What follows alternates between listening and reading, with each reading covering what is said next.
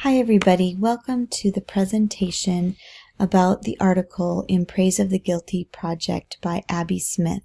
This is just to get you started on your homework, where you are going to be filling out the rhetorical analysis worksheet. So you will need a blank rhetorical analysis worksheet for this presentation, as well as the article In Praise of the Guilty Project, and you need to have those printed out and ready. And I would encourage you to read the article before moving on with this video, just so you can have some sense of understanding as I walk you through the article and set you up to start filling out your rhetorical analysis worksheet. So go ahead, turn off the video, get that done, and then come back. So the first thing that I want to talk to you about is about how this whole essay is organized. This whole essay is organized by 3 subclaims and an overall claim that is a call to action. Okay, so in paragraph 9, this is a foreshadowing announcement paragraph. It is not a thesis statement, even though it kind of has a sound like a thesis statement.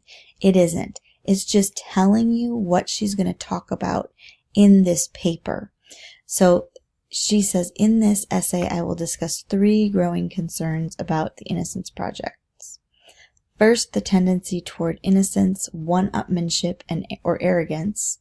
Second, the focus on innocence, especially DNA-proven innocence, as the chief currency in criminal justice reform. And third, the popularity and increasing ascendancy of innocent projects at law school. So the organization of this essay is an inductive essay, which is the same type of essay that you are going to be writing your justice paper. And that just means that the thesis statements are going to be at the end. We are going to be talking about all of the evidence and all of the examples and everything, and it's sort of like a funnel. Just think of a funnel and think of throwing all of the evidence and all of your examples of what your claim is going to be that supports your claim into the funnel, and then it spits out the thesis at the end. So that's how she has organized not only this essay, but also each section of the essay. So each section of the essay have these subclaims, and they're all inductive as well. So, first of all, let's go on to our first claim. So the first subclaim from paragraph 9, where the claim is about the tendency toward innocence and one-upmanship or arrogance, we're going to find the subclaim in paragraph 27. In paragraph 27, she states, I have written about the problem of arrogance in the culture of prosecution. So she's kind of summing that up. The obligation to do justice and related professional identity plays a role there too. A similar acculturation process, the occupational hazard of defining and being in charge of justice. So what she's saying there is that when you're doing innocent projects, the innocent projects are thinking that they're more important than other defending attorneys because they are freeing innocent people. And they're using DNA to actually prove that they're innocent. So these are innocent people getting out of jail. And that work seems privileged than the work of the defending attorneys who are defending people who are probably guilty. And she also talks about how defending attorneys, even if you're a brilliant defending attorney, you lose a lot. Whereas an innocent project, most of the time, if you have good DNA evidence, you're saying that you're not defending a guilty person, you're defending an innocent person. So it's that arrogance, like their work is more important because these people are innocent. So that's how that works out. And then she transitions and she says, innocence advocates with DNA are armed with both justice and certainty, a lethal combination. So that also goes into how arrogant they are, and it also transitions into the next subclaim. So here's the second subclaim from paragraph 9, where she stated the focus on innocence, especially DNA-proven innocence, as the chief currency in criminal justice reform. So that claim is going to be in paragraph 41. Paragraph 41 says innocence has been important currency in criminal justice reform, but it cannot be the only one. Too much of a focus on innocence can lead to the de-emphasizing and devaluing other significant systemic problems.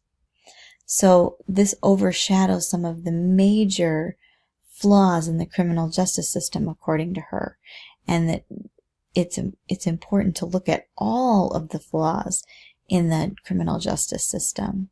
So that is her second subclaim. And remember that the DNA evidence is all factual. So you are proving somebody is innocent using fact. So it's not an interpretative court case. Just like if you don't have DNA or don't have something that is actually a fact, then there's an interpretation there. And so she's saying that that's dangerous because most people, when they're needing a defending attorney, they don't have the fact-based currency.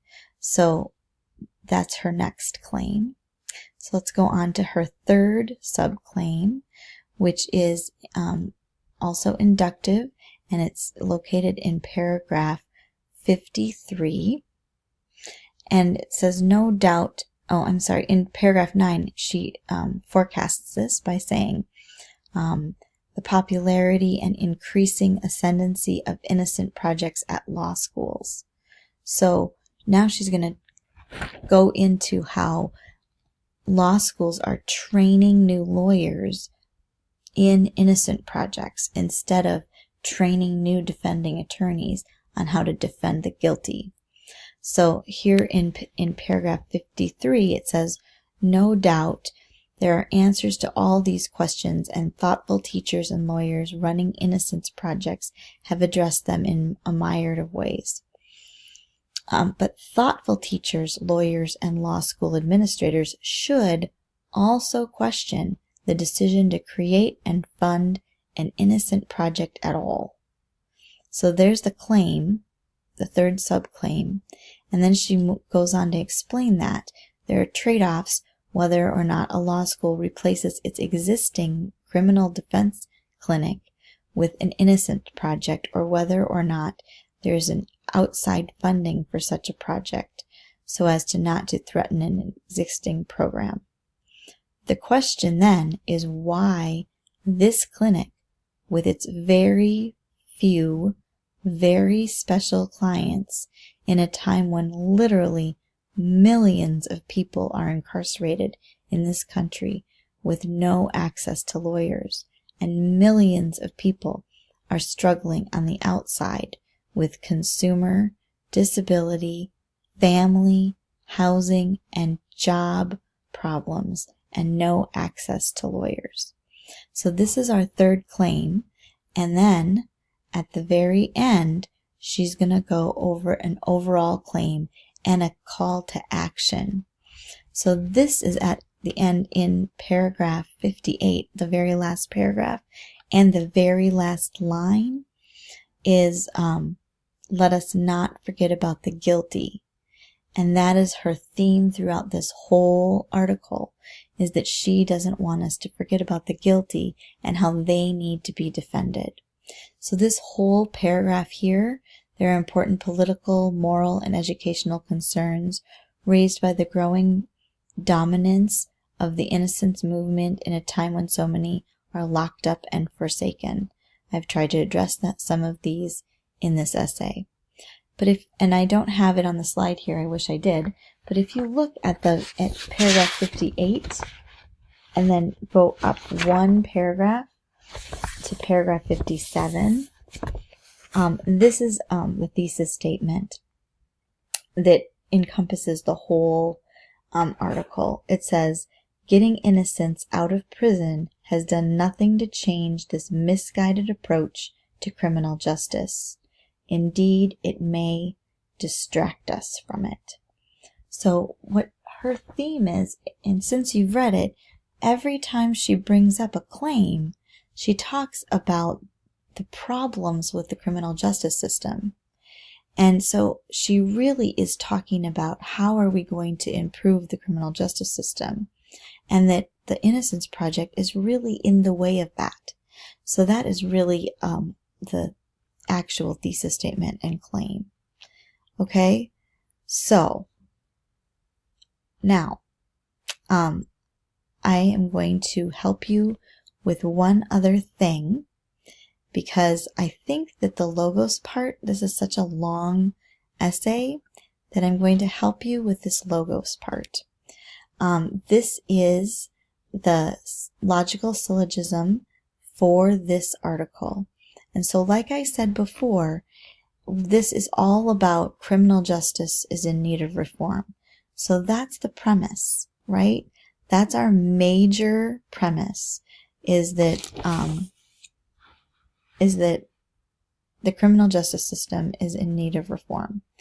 And then we have our minor premise, which is the Innocence Project doesn't address all the problems in the justice system by focusing only on the factually innocent, right? And so then we have our claim that the Innocence Project alone cannot reform the criminal justice system. All right, so that is our logos. If you have questions, please let me know and I will help you. But now you're on your own for the rest, right? It's your turn.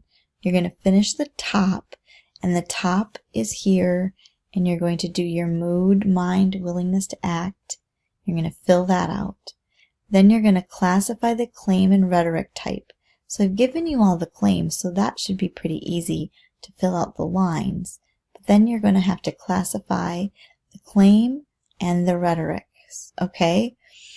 And then you're going to go back through the article and look for evidence of ethos and evidence of pathos. And once you're finished, you can scan this and then upload it to the assignment folder, or if you don't have a scanner, feel free to take a picture with your phone and upload the pictures there as well. All right, so good luck. Have fun with this. This is a long article, I know that. It's challenging, but I know that you can do it, and I'm excited to see what you do with it.